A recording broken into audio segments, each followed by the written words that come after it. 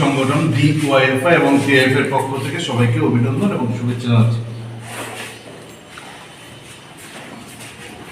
মূলত দু তিনটা গুরুত্বপূর্ণ ইস্যুতে আমরা জরুরি ভিত্তিক এই সাংবাদিক সম্মেলন আহ্বান করেছি। প্রথমত হচ্ছে কর্মসংস্থান এবং এই সময়ে রাজ্যের নেশার যে ভয়াবহ অবস্থা গোটা রাজ্যের এই ইস্যুটা তার সঙ্গে সিএর ইস্যু, এটা নিয়ে কুমুদ বলবেন। কর্মসংস্থান ইস্যুতে আমাদের রাজ্য সভাপতি পলাশ ভূমি আপনাদের সামনে বলবেন। প্রথমত আমার দিক থেকে যেটা বলা, যে আপনারা ইতিমধ্যেই দেখেছেন যে ডিসেম্বর মাসের প্রায় শেষ সপ্তাহ থেকে শুরু হয়েছে, এখনো চলছে, নেশার বিরুদ্ধে কর্মসংস্থানের দাবিতে এবং আমাদের রাজ্যের যে জঙ্গলের রাজত্ব চলছে তার অবসান ঘটাতে আমাদের নানা পর্যায়ে প্রচার কর্মসূচি, পদযাত্রা, মিছিল, সভা এবং প্রচারপত্র বিলি, এই কর্মকাণ্ড ইতিমধ্যে আমরা সংগঠিত করছি। এই সময় পর্যন্ত 14টা সাব ডিভিশনে মহকুমাতে 28টি পদযাত্রা সংগঠিত হয়েছে। এখনো এই মাসের 22 তারিখ পর্যন্ত আরো 6টি সাব ডিভিশনে 8টি পদযাত্রা সংগঠিত হবে।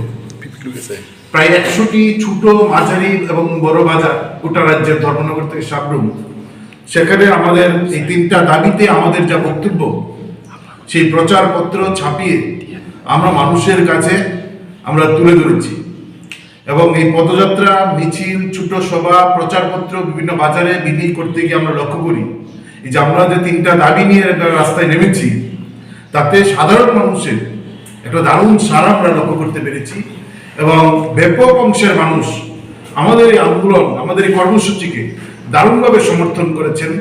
নতুন নতুন যুবকরা আমাদের মিছিলে সামিল হচ্ছেন, সাধারণ মানুষরা আমাদের মিছিলকে কেন্দ্র করে আমাদেরকে উৎসাহিত করছেন, সমর্থন করছেন, তারা এগিয়ে আসছেন। এই কর্মসূচি এই মাস পর্যন্ত চলবে। ফেব্রুয়ারি মাসের মাঝামাঝি 3rd ফেজের 3য় পর্যায়ের এই ইস্যুতেই 3য় পর্যায়ের আন্দোলন কর্মসূচি আমরা গ্রহণ করব। আমরা লক্ষ্য করি যে এই যে নেশার বিরুদ্ধে কর্মসংস্থানের দাবিতে যে আমাদের আন্দোলন আমরা করছি, এই আন্দোলনে যখন ব্যাপক অংশের মানুষ আমাদের সমর্থন জানাচ্ছেন, আমাদের উৎসাহিত করছেন, আমাদের কর্মসূচিতে একটা ব্যাপক সারা ধর্মনগর থেকে সাবরুম গোটা রাজ্যে পড়ছে।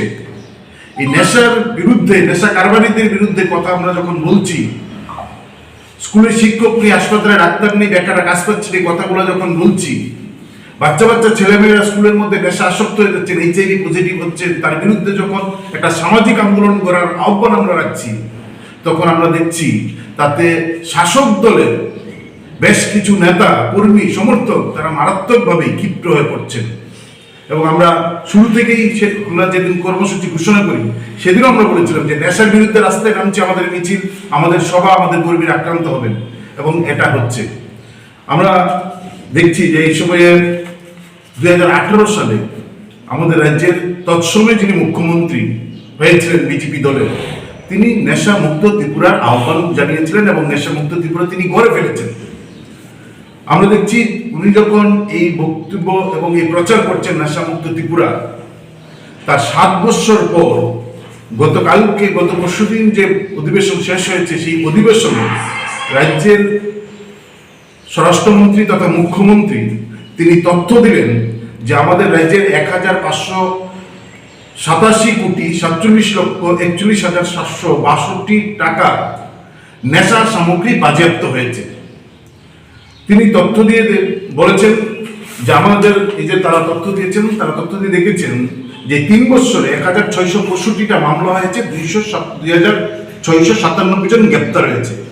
এখন আমাদের প্রশ্ন হচ্ছে 2018 সালে নেশা মুক্ত ত্রিপুরা করেছেন, 2023-24-25 সালের জানুয়ারি মাসে এখন প্রায় 1,587 কোটি টাকার নেশা সামগ্রী আটক হয়েছে, 2,000-এর উপর 2,697 জন গ্রেপ্তার